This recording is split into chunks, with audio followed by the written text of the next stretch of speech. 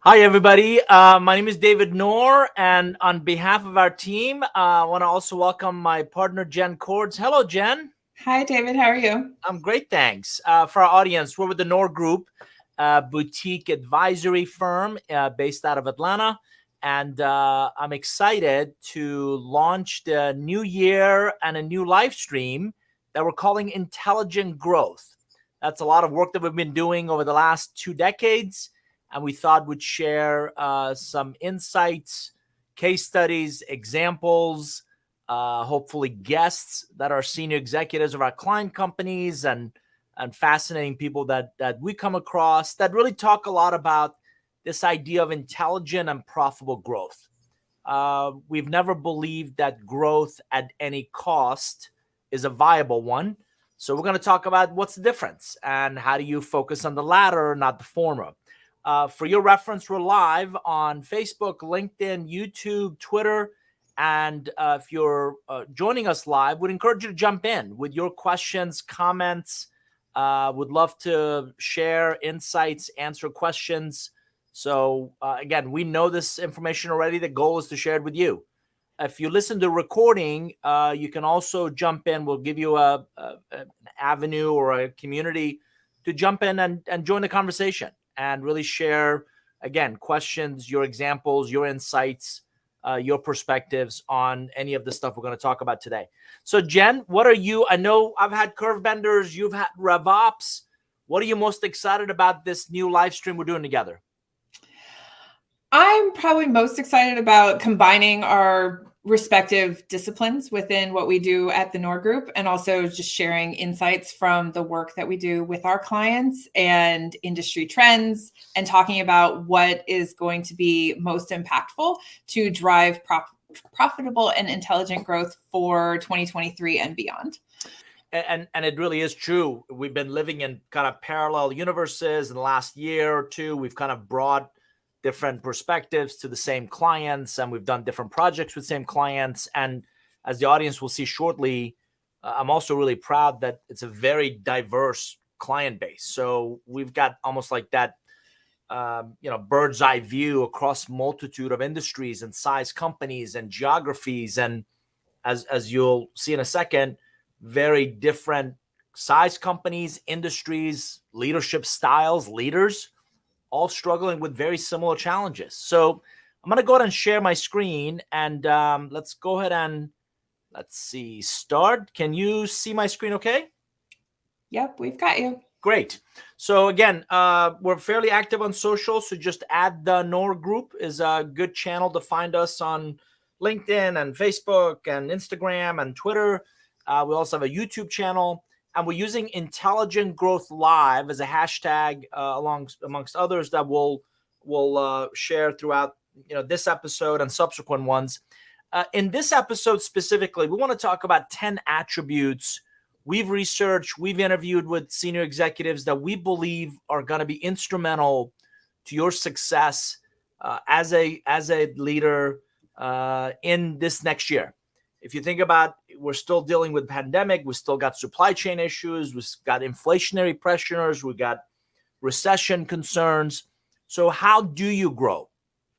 And I got to tell you, in 2 decades of doing this, I've never seen an organization cut its way to growth. So you can certainly trim some of the fat or some of the, girth that organizations add in good times. But if you start cutting into bone and muscle and really the critical aspects that fuel that growth, you're going to feel it because most economies are cyclical. Most challenges come and go. And that's what a lot of what we're going to talk about in not just this episode, but subsequent ones. Jen, I was fascinated to read that PwC did their annual global survey, and you and I talked about this, really talking about, financial environment, societal pressures. Today's leaders got to solve a new equation. And I think it won't be a surprise to our audience to hear that equation is unequivocally a threat to the top line. How do you grow, especially in the next 12, 18 months? How do you drive top line results? I was talking to a CRO friends is like, yeah, we gotta get out there and sell. We got to get out there and talk to the right leaders who still believe in growth, who still are investing in key parts of their business, and really demonstrate our value. Jen, in your experience, what do you think is one of the biggest challenges to that delivering top line results? You've worked with CROs, you've worked with CMOs in a lot of different industries. What's one example? What's one of the challenges in their ability to deliver that top line growth? I would say their biggest challenge, both for a CRO and a CMO, would be focusing on too many things. They're trying to do too much and they're not being as targeted as they should be. And really honing in on what they do well and showing the value of that. They're trying to do too many things. And so they become very thin. It's a mile wide and an inch deep instead of maybe half a mile wide and 10 inches deep. So yeah, they focus on too much. And you and I've talked about the shotgun approach, right? Let's just we sell a security solution. Let's just take that to everybody. Or, we're a very mature company, very mature industry. I like the idea of looking for adjacencies. The problem is they pick too many, or they go on adjacencies that really don't have anything back to their core, or yet they acquire another line of business that I was reading about Disney and the board bringing Bob Iger back. And there's been rumors for some time that Disney's going to shed ABC and ESPN, and because that in many ways it's not core to their business. It was an adjacency.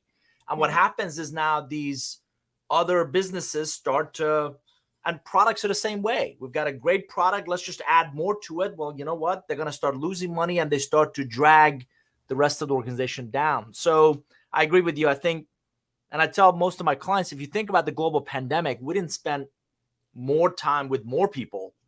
We spent more time with fewer people. Right. But it was people that we knew and we trusted and we liked and we respected and we wanted to spend time with, and we got value from those exchanges. Very similarly, customers are very similarly, right? So I agree with you. I think casting a wide net is dangerous. So for our audience, we're going to use insights from, I've written several books. I call these three my Star Wars trilogy.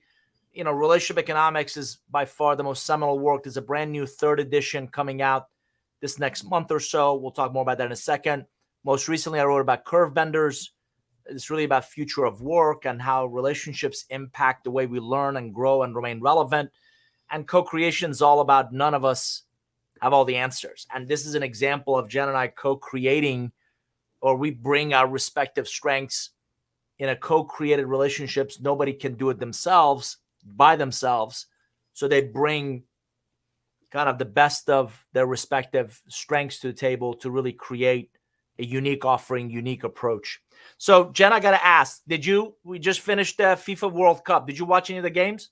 Of course I watch most of the games. Right. Did you envision Argentina winning the whole thing?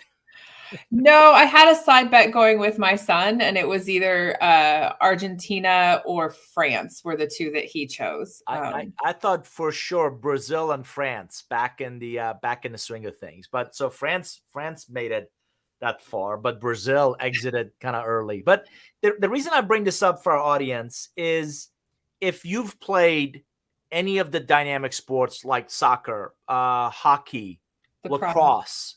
Yep. Where there's not necessarily a start or stop and it just kind of keeps going. I think you would agree, or if your kids play, or if you've been around these games, you've watched the games, if you're a fan of these games, I think you would agree that the assertion that 90% of these games are played when you don't have the ball or the puck. And by that, I mean, if you think about it, the best teams, if you watch the World Cup, if you watch any of these sports, the best teams are the ones where individuals are always thinking, where should I be? What should I be doing? How do I best prepare? Well, how do I put myself, and it's such a dynamic sport that it constantly moves, right? How do I put myself and my team in the best possible position so when we do get the ball or the puck, we can create opportunities from it? And the reason I bring this up is Jen and I really want to help you see this field, this ice, this as your market. It is constantly changing. It is constantly dynamic. The pieces on the board are always moving, whether it's competitors or supply chain or geopolitics or, I mean, just the war in Ukraine alone has impacted everything from technology development to the flow of natural gas to global distribution of grain, right? And it's very easy to say, well, that's too far away. That doesn't really impact us or impact our business. And I think that's myopic, because it absolutely does. And I wrote about it in Curve Benders. It absolutely has a ripple effect. Our relations with other parts of the world, whether it's China or Latin America, again, access to maybe not the core components, but the components you need to deliver the finished product. So this is the way ideally leaders are talking to their teams. Where should we be? What should we be doing? How do we think about set plays? How do we think about dynamic environments that we're best prepared? Jen, comments on this or other sports or other avenues you can think of that you're constantly, I think you didn't you do crew and the river dynamics? Doesn't that also change the way you think about rowing? Yeah, the river dynamics change the way you think about it. Wind, currents, body of water you're sitting on, all of those change things. But as we also had transitioned to remote work environments, like not only are the business industry type impacts affecting your business, but where your team members live, work, travel to, where their families are, that also affects their mindset as they approach work. So all of these things come into play when you're trying to be successful and driving that growth within your business. And we talk about WFX, where X marks the spot of where people work from. And I read a fascinating report. 7 million additional people changed counties. So they moved 7 additional. Wow. Just this past year alone.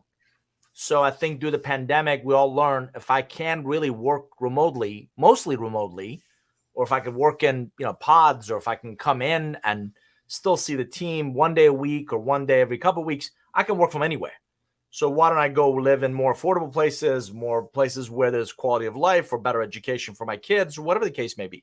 So remote workforce, you're exactly right. Over like 1 million knowledge workers left the workforce in the last year to 18 months. So the talent agenda becomes an ongoing challenge. And these are ones that are going to continue. And these are the ones that increasingly leaders are going to have to adapt to. So we're blessed to work with some fabulous clients in, as you can see, very broad spectrum of industries. And what's really interesting is, again, between size and industry, there couldn't be more different. There couldn't be, their focus couldn't be more different, and their priorities and the way their respective leaders lead. And what's really interesting is also the commonalities. And we, the goal is with this series to get you beyond intellectually understanding that you have to change, that you have to adapt, that you have to test, that you have to really leverage that proverbial S curve in reimagining, reinventing kind of yourself, your product portfolio, your solution, your go-to-market strategies, to actually acting on it. And how do we, think about market challenges as not just headwind, but opportunities? I was talking to a friend, Jen, who said, you tend to double down when the market is declining. and he was really perplexed. It's like most people hunker back and they don't want to do anything different. And I said, that's exactly right, because I see, and we see increasingly opportunities. So for our audience, we're launching this brand new practice, business process and insights optimization. We call BizOps. And it's a lot of work that Jen does. And Jen, why don't you tell the audience a little about kind of the data and the connective tissue of data across a lot of different things and projects you come across? Sure. So very similar to RevOps, the data drives the business. Operations drives the business. And so many organizations currently are operating in silos, not only with their systems and their teams, but also with their data. So the insights that they're trying to drive with their business is focused from a certain perspective. There's not a unified set of numbers. So what we're focusing on with our new practice is really unifying that data, making sure that everybody on a specific team has a North Star to work towards, and the numbers that everybody is looking at are consistent across the organization, so people and teams can make really intelligent decisions based off of that unified set of data. Instead of marketing has their numbers, sales has their numbers, we're really trying to create a cohesive picture that will help drive the business in a really intelligent and impactful way. And what I'm most excited about is, you know, everybody talks about becoming increasingly more of a data-driven culture. I sometimes want to scratch my head and say, what does that mean exactly? What does that look like? They couldn't. Their data is not believable. Right. Their data is not accurate. Their data is not complete. Their data is not bi-directional. Their data is not to the point that we're still doing senior executive and board presentations manually and in spreadsheets. And you got to go get it, and it's such a heavy lift to go get that information from 15 different places. And so the idea of believable data, intelligent data, actionable data, accurate data in one place. So executive dashboards, really leveraging AI capabilities to ask natural language questions and get hopefully intelligent responses back. That's a big part of what we're trying to do. And that's an example of, it's one thing to realize we need actionable metrics. It's another thing to really take key steps forward in implementing those. So a lot of these, the genesis for this live stream, the genesis for a lot of our work really came together more recently when we put on our Relationship Economics Summit. What did you, and for our audience, we gathered a small, this is an example of a micro event that we're seeing more of, we're doing more of, where we gathered our top 20, 30 senior executive clients from a broad spectrum of industries for a couple of days to just kind of talk and share and ask questions and engage and really influence each other. Jen, what was the highlight for you? What did you take away from the summit? Oh, I took so many things away from that summit. One of the bigger ones was all of the knowledge that was shared. So we paired executives up to talk about a specific topic because they're all in different industries, but they're all facing similar challenges. So one of the really great things that we did was leverage their own knowledge and have them present to the rest of the room. And everybody found that that was a really engaging way of driving content and conversation. So that was one. The other one was also just how similar the challenges are and the many different ways to approach how to solve those things, where in one industry they're solving it in one way, and an executive took a couple ideas from that solution and was planning to apply it into their own with a slight twist that would work in their industry. So it was really just a really great knowledge mastermind almost. And many of the clients also said it was like a mini CEO course in 2-3 days. And so it was really great to see that and the group really come together. Yeah, and I got to tell you, I was really excited to build on that. I think we counted 8 different industries represented in the room. And on the surface, you would think, cybersecurity has nothing to do with industrial manufacturing, or global travel company has nothing to do with a company that manufactures the last mile Ethernet equipment. Right. But it's amazing how similar. And by the way, that there were CIOs there and CROs and, head of global supply chain and, president of industrial manufacturing. So different roles, different size and geographies, and certainly industries, unique challenges, but also very similar challenges and opportunities. And Jen, one of the things we did with the group was we actually presented, and for our audience, this is our customer lifecycle journey maturity model. And this came from over 100 senior executives, specifically CMOs, CROs, chief revenue, chief growth, CFOs, conversations about really the transformation that we're seeing in the market in going from transactional sales to one of recurring revenue model, or one of a lifetime value of that customer, or one of selling a broader portfolio of products and services, and really deepening that relationship and material value in the relationship with that client. So Jen, can you quickly take the audience through, you start at the bottom with digital on-ramp, where people search for you or search for a solution that you solve. Kind of talk about what happens at each of these stages. Sure. So the customer lifecycle maturity model, every organization has some version of this.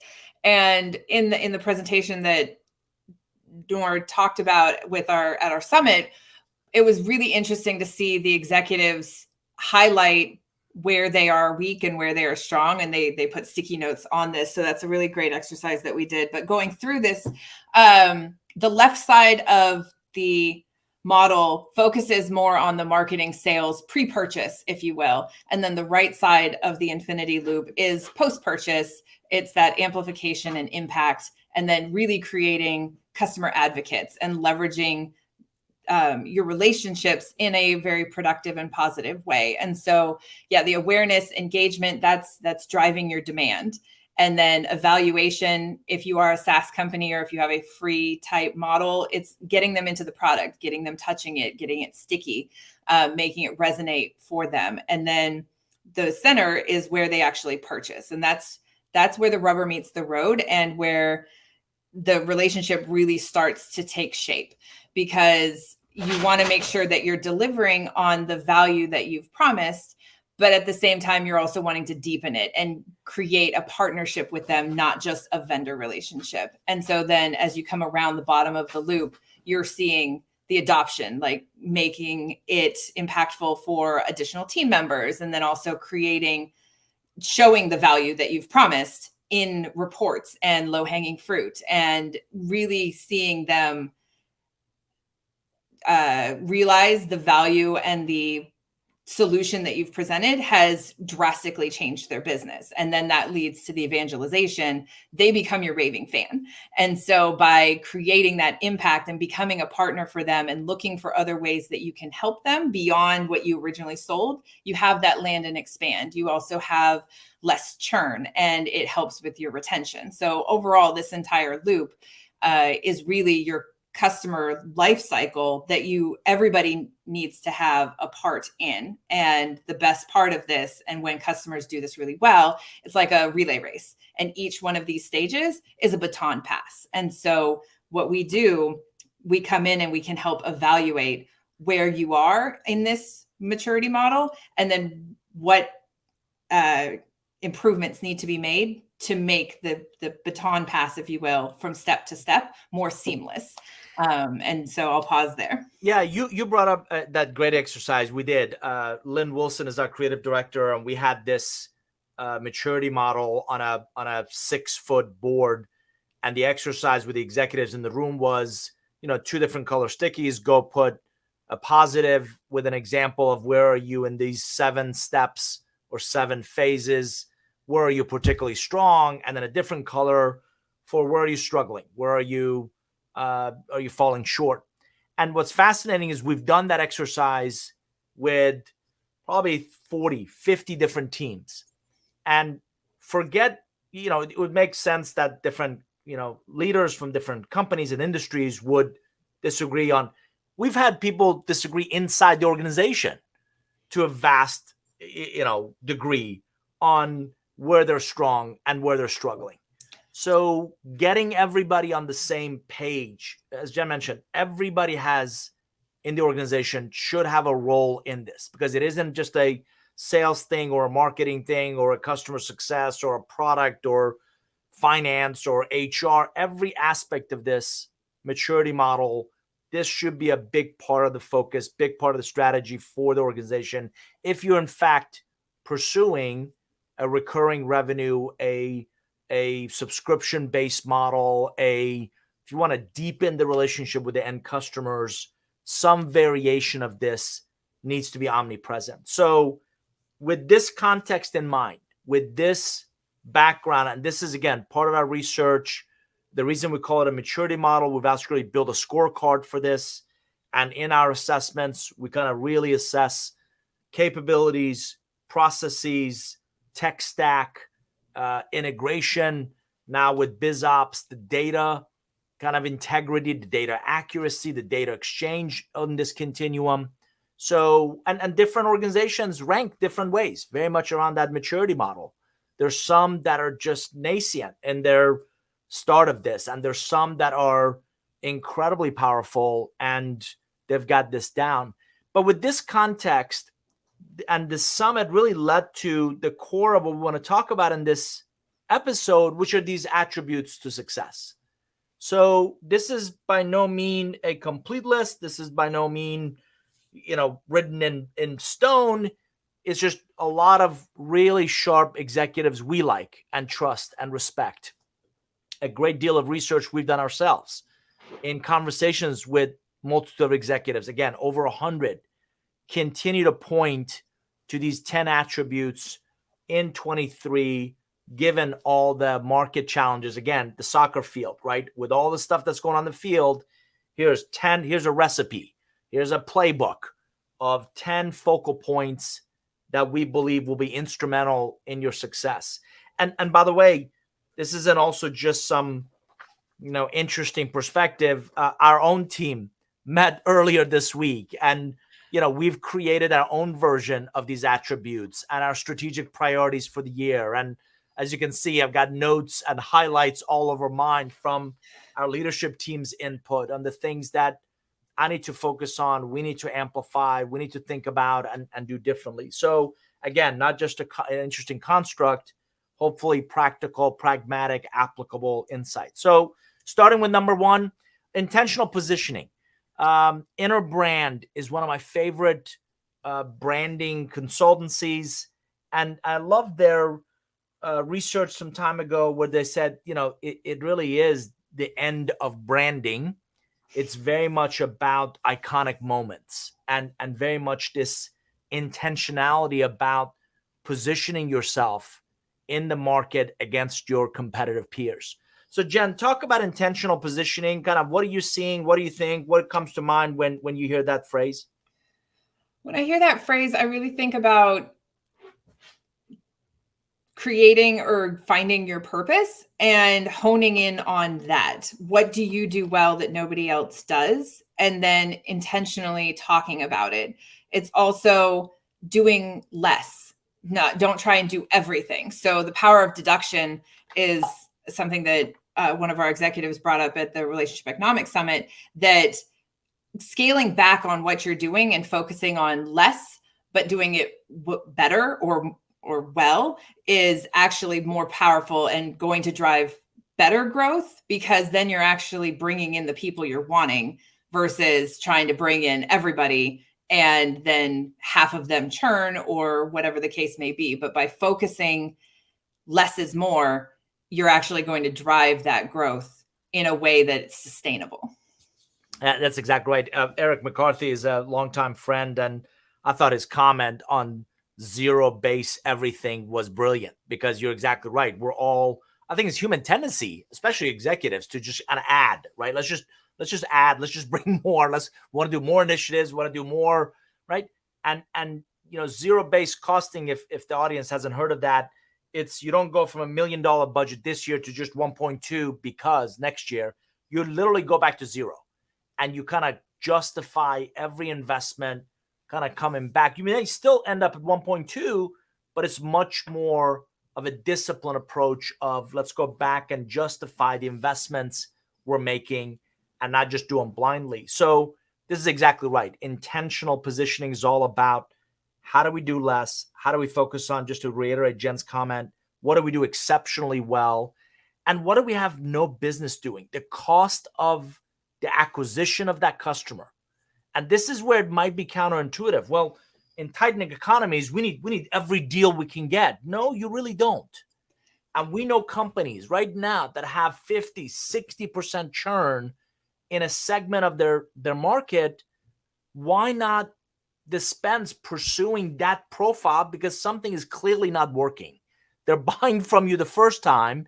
They're not coming back for subsequent renewals, or they're not getting the impact and the value that they perceived from you early on. So become more intentional about positioning yourself with a much tighter market segment, if you will.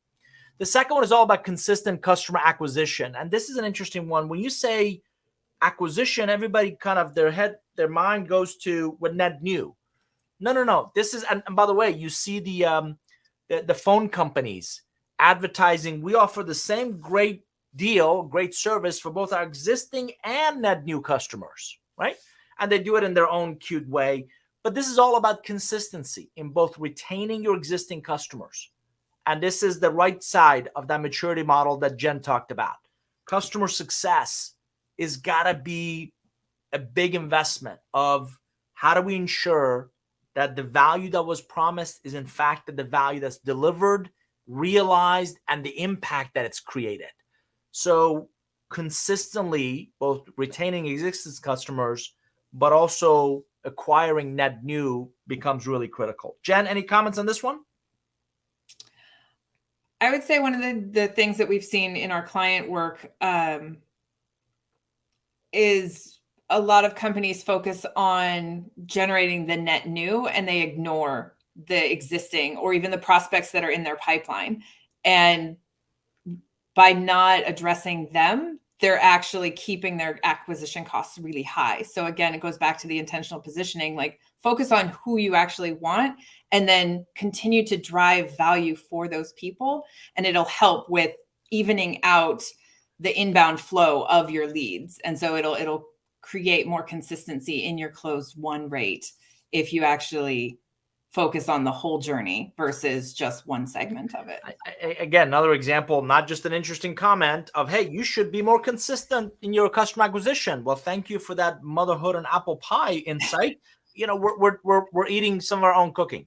And right now, going back to customers, going back almost 20 years and asking them really interesting questions about how did they find out about it? How did they learn about us? And what was their perception before they worked with us, and why and how they've kind of continued working with us. And we're gathering some really interesting nuggets about, you know, who else they looked at and why they chose us, not just the first time, but subsequent times.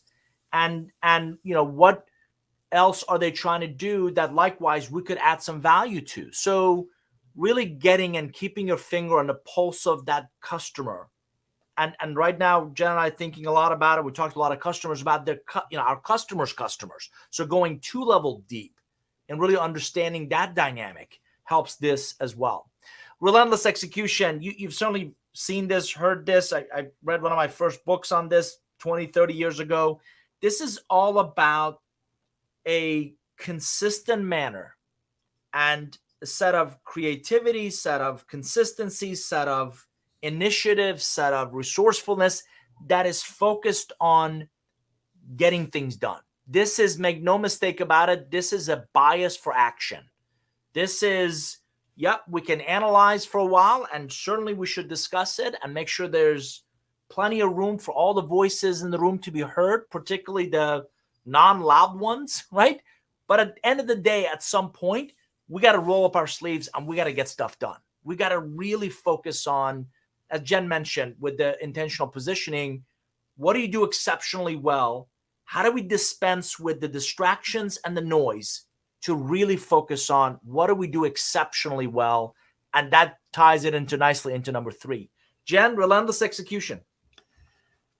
With the relentless execution, it goes back to number 2 as well, the consistent customer experience.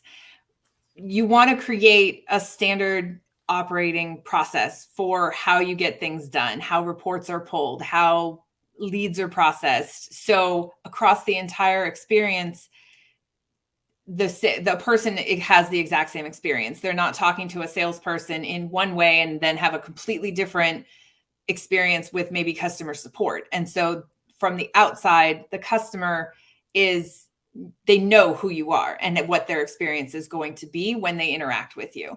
And so by creating that repeatable, scalable process, it helps not only the customer and for them to feel comfortable with interacting with your team, but also your team to know who's doing what, when, if there's problems, if something's broken down. And then also when you bring on new people, it allows them to get ramped up really quickly because they have a playbook, if you will, that allows them to understand, oh, these are all the parts. My piece is here in the middle. This person's going to hand me something. This is where I do my thing. And then I hand it off.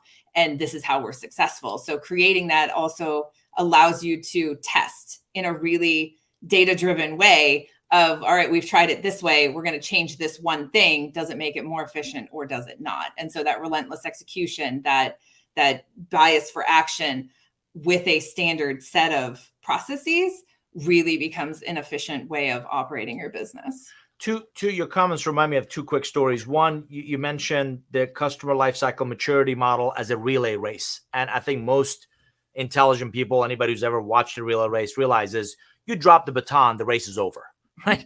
By the same token, if you leave too early, you're going to be overlapping too often. If you leave too late, you're going to miss each other. And so this is all about getting that timing, getting that process, getting that execution down. Number one. Number two, I got to tell you, years ago, one of my favorite books was E-Myth Revisited by, I think, Michael Gerber, in which he talks about, you go to a salon and first time you're there, they have tea for you and they put a hot towel on your face and you get a fabulous haircut and they offer you a shampoo. And next time you go, there's no tea and there's no hot towel. And now you're like, wait, am I in the same place? Because that's not the experience I had last time. And so the consistency of that and that relentless focus on execution, how do we do a few things exceptionally well every time, goes a long way in creating great experiences, material impact, and real success around that customer lifecycle maturity. Actionable metrics. I got to tell you, this is a big reason we're launching the BizOps practice, because we continue to see certainly metrics in almost inevitably every organization. I'm not convinced they're the right metrics. I'm not convinced they're the metrics of the things we should be measuring. I'm not convinced people believe in the data and right, the validity of that information. And then certainly last but not least, is it actionable? Right? So you tell me this tonnage or you tell me this timeline, respectfully, so what? Right? What can we do with that information? And this is a classic case of just because you can doesn't mean you should. All this data, there's no shortage of data. We're drowning in it. Is it viable? Is it real time? Is it actionable? And can we extract any kind of real insights from those metrics? Jen, you live in this world day in and day out. What comes to mind for you with actionable metrics? One of the biggest hurdles with deciding on metrics is what to focus on. So asking really good questions about what is the end result, what is the outcome we're after, will help you identify the metrics that we actually should be tracking. And David, to your point of we're drowning in data, a lot of companies will track everything, and not everything per se, but they'll track way too much. And then it's just noise. If you track everything, then you're really tracking nothing, and they're not honing into that really focused position of this is the data that we need. Or they'll focus on surface level metrics of, well, we sent a whole bunch of emails and this is how many people opened them. Okay, but then what next? Like, where did they go? So really honing in on the outcome you're after and then identifying the metrics that'll help you get there. And they may not be normal, quote unquote, metrics, but they're the ones that are going to drive your business forward. It is good to keep your eye on all of the metrics, like the surface level metrics as well, because if those start going down, that's a leading indicator of something else is wrong. But you really want to hone in on those metrics that are going to drive the outcome you're after. Again, your comments remind me of two client that will go unnamed, but two client examples. I think one client we worked with had over 1 million contacts in their Salesforce database, and I think you told me close to 600,000 of them hadn't been touched with any sense of consistency in the previous like 18 months. Yes. So we've got a lot of great metrics. We're missing out on the bigger picture of some of those, again, actionable ones. The other one was smaller company, but I think we uncovered in your baseline assessment work something like 650 leads that they had generated. They created programs, several programs, generated these leads, and they went to Never Never Land because the form kind of went somewhere that nobody either knew or nobody had access to, or so that person had left. And it's an example of great intentions, poor metrics, poor actionable metrics, not really believable or viable metrics that really move the needle on the business. Yeah, and in your second example, that client also, the initiative, the campaign that created those records that went to Never Never Land was deemed a failure because those records weren't identified. Like, these were people who were raising their hand saying, yes, please talk to me. But because they didn't have the tracking in place to know how many people were filling out that form, and they didn't have a fallback method to understand what was happening within that campaign was deemed a failure at the very end. And the other thing I keep thinking is that customer, right? You got me excited about what you're doing. I raised my hand. I reached out to you. I'm interested. And then you ghost me. Yeah. That doesn't really bode well for the organization, its reputation. And now the perception becomes either they're indifferent or they're incompetent. And neither one of those really boast anybody's confidence in kind of wanting to work with you. Right. So yeah, the actual metrics are critical. Profitable scaling. Again, this is a big part of our assessment of your sales, marketing, customer success world, if you will, your revenue engine, if you will. And we're big believers of think big, start small, find a way to scale. But that scale has got to be profitable. That scale's got to be. I was president of a company in the dot bomb era. And the painful lesson I learned back then was you cannot buy something for $2, sell it for $1, and make it up on volume. And that's just been true ever since the beginning of time. And yet you still see, I saw a post the other day of a CMO raving about their views on their videos in their YouTube channel. Well, that's great. At what cost? What did it cost you to create those? And as Jen often asks, where do they go next? And how are you building and nurturing and deepening a relationship with that audience? Jen, profitable scaling?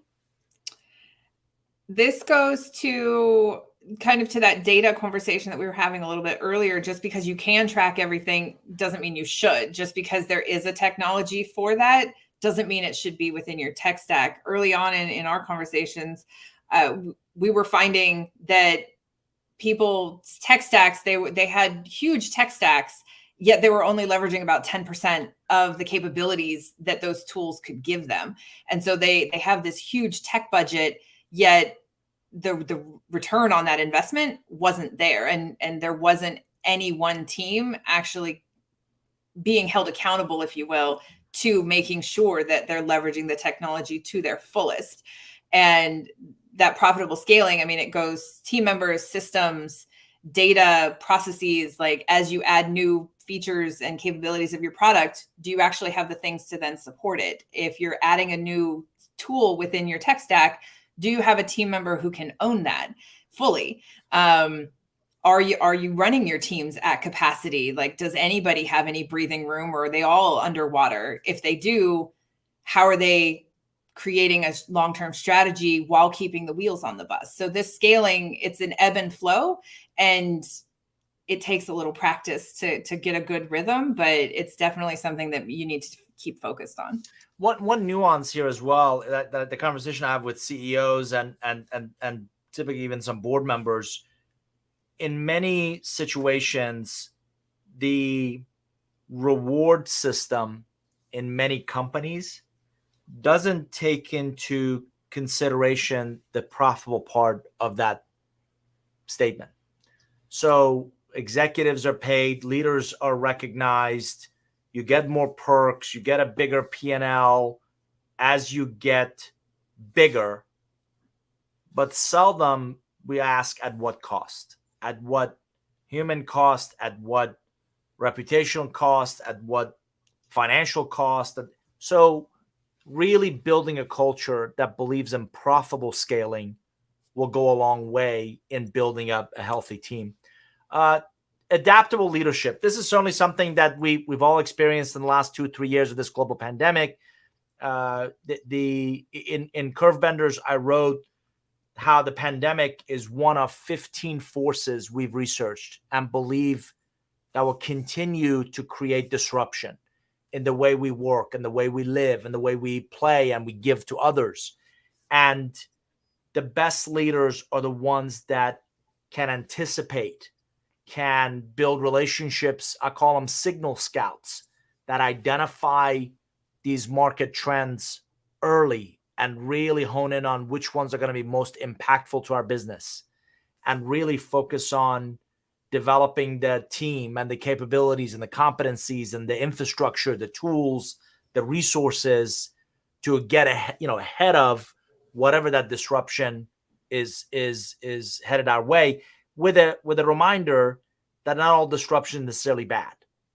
We often talk about headwind, tailwind. We have several clients in several industries that had phenomenal 2019, 2020, 2021. During the pandemic, they thrived. That's tailwind. And some disruption will certainly be turbulence. So really identifying which one are you facing and are we ready to tackle those is going to be critical. Jen, adaptable leadership. I would say, just the nature of business in general, like with more people going remote and all of the inflation pressures and everything else, like just because it worked 2 years ago doesn't mean it's going to continue to work. Also, we've talked about that in pandemic, some industries and some organizations experienced a ton of growth, and they think that that's going to continue. That was pandemic growth. When everything starts to shift back to normal, and as it has shifted back to normal, that growth isn't going to continue. So you have to continue to change your business model and how you do business without keeping, like, that's an anomaly. You've got to keep your eyes on it. And yes, it was fantastic, but business is not going to go back to pre-pandemic, and it's not going to continue at pandemic. It's going to change yet again. And you need to be able to modify how you're doing things in a way that's going to continue to be successful. I love that. And a good reminder for our audience, pandemic growth doesn't equate to forever growth. So if your industry is one of those that really benefited from limited options or increased discretionary spend, or the fact that we were not traveling and we had more money to spend in other categories, does not mean, as Jen alluded to, is going to continue. So it's a fallacy. And there's several industries we're working with, we know, that really benefited during the pandemic. And they're still, not only there, many leaders in that industry are patting themselves on the back of, did you see what a fantastic job we did? Maybe so, but you also had a whole bunch of tailwind pushing you through that period, and that's just not going to continue.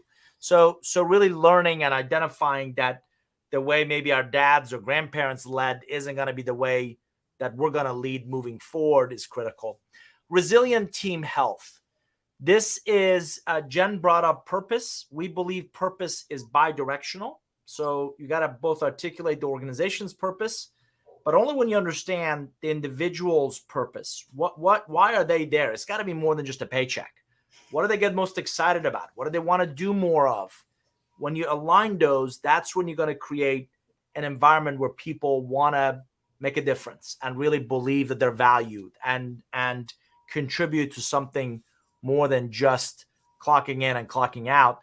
And team health, increasingly, I think during the pandemic, it also heightened a leader's empathy for mental health. Burnout is real. I saw a great meme the other day. It was a battery that was declining, and the visual said, in the left-hand side is fully green, it's full, right-hand side it's red, and it's got one bar.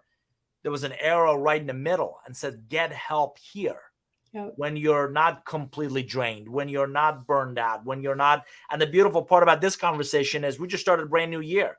Hopefully our listeners got some sort of a reprieve, some sort of a break during the holidays, and you had a chance to recharge. And now you're coming back with gusto. You're coming back excited about tackling this new year. But for every leader, for every colleague, really important to, again, get and keep your finger on the pulse of the team health and increasingly build grit, build resilience, build the ability to overcome challenges and opportunities. Jen, anything to add on that one? I would just say make sure that when there's a sprint, that it's truly a sprint. Like when there's a big project needing to be done, like it truly is a short time frame of we're asking everybody to put in extra hours or everybody needs to chip in here. And then it kind of ebbs back to being a more normal workflow.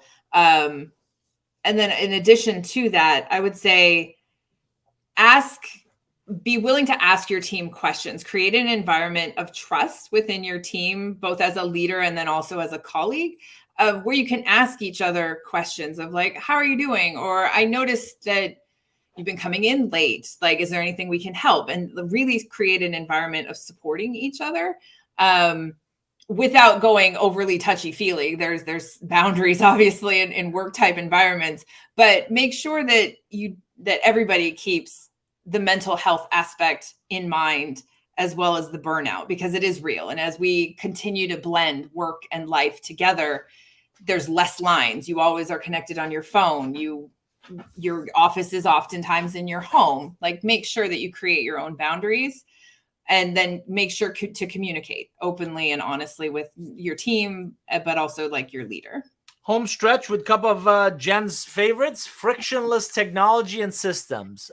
This is one where we've had a lot of really interesting debate, both internally as well as with clients. Listen, I'm passionate about technology. I've grown up professionally through technology, and I'm in awe of what technology is increasingly capable of. It cannot be in lieu of really focusing on the outcomes, focusing on the business impact of that technology. And if the technology or systems you have in place are creating friction today, if you're asking people to eat like this, if you're creating keystrokes, if you're creating unnecessary redundancy where I have to do the same thing over and over again, if systems aren't talking to each other where they naturally should, if I can't get my finger on that report or that dashboard as I needed to, you're creating friction. And that friction continues to add to that high level of stress, to the team dysfunction, to the why can't we get this right? We're an organization of however many people and however much in revenue, and we're too big, we're too small. Why can't we get this right? Those are all signs of the technology is not a business enabler in your organization. It is now technology and systems have become a business inhibitor.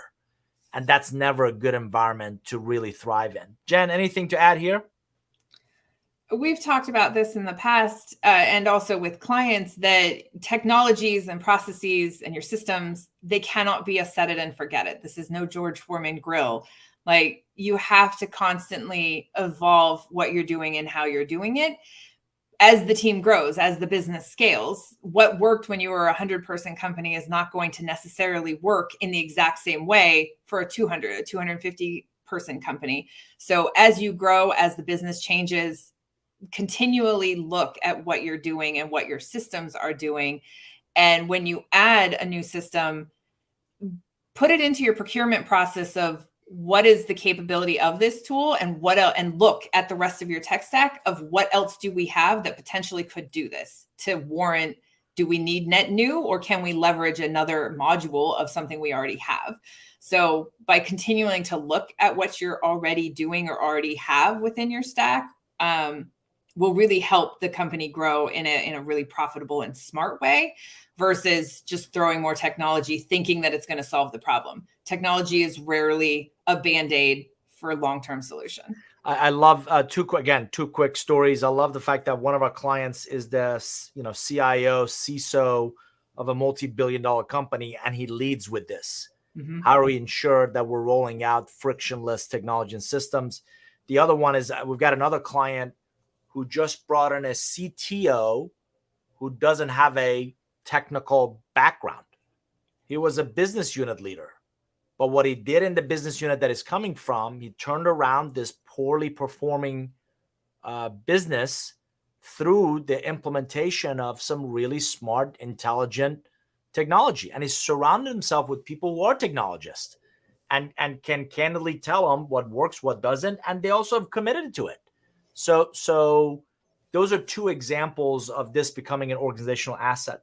The last two we're going to kind of quickly run through. Obviously, defensible profitability.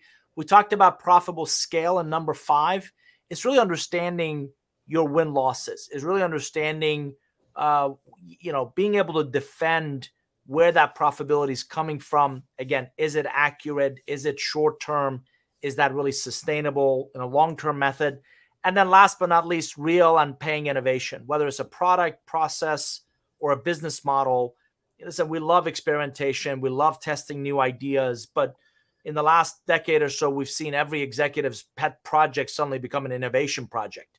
And there's a lot of them that are zombie projects. By that, I mean, I'm pretty sure we killed that project the last time we met, and yet it rears its head again. So really focusing on what's real, what's paying. Do our customers really have this problem? Are they willing and able to pay for it? Because if you present me with $100 app that's a to-do list, I'm going to say politely, thank you. I've got this pad and this pen, and I think the combination of investment there is $1.50. So your solution is out looking for a problem and not the other way around. Jen, anything on the last two? The last one specifically, when you're wanting to roll out a new feature, a new idea, or for us, like a new service offering, listening to your customer feedback or reviewing your win-loss statement and why people left or what they've asked for or feature enhancements that you've been gathering all this time, like that's really what'll drive the innovation. And start small and then scale. David said this before, like start with a small beta test. And if there's traction, if there's stickiness, if people are finding value, then roll it out to more people. Don't create this huge solution in this small silo and then roll it out to everyone thinking it's going to solve everyone's problems. Like start small and actually ask questions and listen and experiment before rolling it out to a bigger audience. So we hope this list has been useful to you. It's been interesting to you. I've sat in on sessions like this and I'm like, that's interesting. So what do you want me to do with it next? And that's what really, we don't want anything from you. What we want for you is really take, the takeaways from this session and really create ideally your own personal 30, 60, 90-day plan. It's often what skills you need to kind of think about. Again, thinking about that field, that soccer field, the dynamic environment we're all facing. What skills, what knowledge, what behaviors do you need to, acquire, modify, enhance, amplify? And then more importantly, who's going to hold you accountable? Who's going to ensure that, what you do commit to? And again, our counsel is commit to fewer things, but really ensure you're committing to the right things that are going to move the organization forward. We hope you can continue that conversation. We'll post a copy of this presentation. If you're listening to it, there are some great visuals along the way that you can download the presentation, watch it. But we hope you'll come join us in our private online community called the NOR Group or NOR Forum. It's just norgroup.com/forum. It doesn't cost anything. It is an exclusive kind of community where we share unique content, unique resources and events. If you are watching us, you can also scan that QR code and that will get you directly there as well. This is also a good opportunity for a word from our sponsor. As I mentioned, we're launching the 3rd edition of the Relationship Economics book this month. It's my seminal work. I wrote the 1st edition of this book in 2008. The 2nd edition came out in 2012. And Wiley, in the last year or so, was kind enough to ask me to completely rewrite it, thinking about the post-pandemic, thinking about digital and hybrid relationships, and the role of AI and ML in business relationships. So I talk a lot about those. We have a promotion this month that if you pre-order the Relationship Economics book, you also get a free signed copy of either Co-Create or Curve Benders for your reading pleasure. We are launching this book. If you're in the Atlanta area where we're based out of, we're doing an in-person book launch party at the Atlanta Tech Village on February 13th. If you are part of our global community, on Tuesday, February 14th, we'll do a virtual book launch where we're going to interview senior executives about their perspectives on strategic relationships. Again, you can learn more about both and join us, norgroup.com/forum. Let me pause for a second and let you, if you can see us, read this. If not, I'm also going to read it for those that are listening. Intelligent and profitable growth, we believe, is delivered when an organization's marketing, sales, as we've shown you, customer success functions really work seamlessly to create not only an exceptional experience that Jen brought up, but material value for the customers. No customer in our experience buys things because they're bored. No one is buying because they have this bottomless pit of resources they don't know what to do with. They buy because they want to solve a problem. They buy because they want an impact. They want the results, the outcome from the solution they're buying. So we've come up with a unique, what we call an amplified time to impact, ATI process. We believe is repeatable. We know it's predictable. It's an assessment, but also an enhancement of the critical steps really necessary to deliver both strategic, but also quantifiable results in that customer lifecycle maturity model that we showed you. So in the next several episodes, we're going to talk more about the amplified time to impact. We're going to show you the key stages. We'll talk about what organizations we've seen struggle, their challenges, their opportunities. We're lining up guests, senior executives that have experienced some of this. So I hope you'll continue to join us. Each Tuesday at noon Eastern, we'll be live.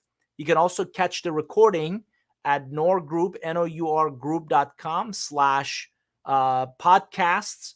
We'll turn these into podcasts. So come join us. Would love to have you jump in with your questions, with your comments. And again, don't forget the norgroup.com/forum as our community to come and really share your questions, your ideas, your perspectives. Zameg, it is good to see you, my friend, joining us all the way from Azerbaijan. It was delightful to have you here. Jen, any closing comments for our audience? No, I just look forward to sharing our insights and continuing this conversation with everyone. Sounds great. Again, every Tuesday at noon Eastern, this is the Intelligent Growth live stream and podcast. Come join us. Would love to hear your perspectives. On behalf of my partner, Jen Cordes, I'm David Noor with the Noor Group. Thanks for joining us, and we'll see you next time. Thanks, everybody. All the best.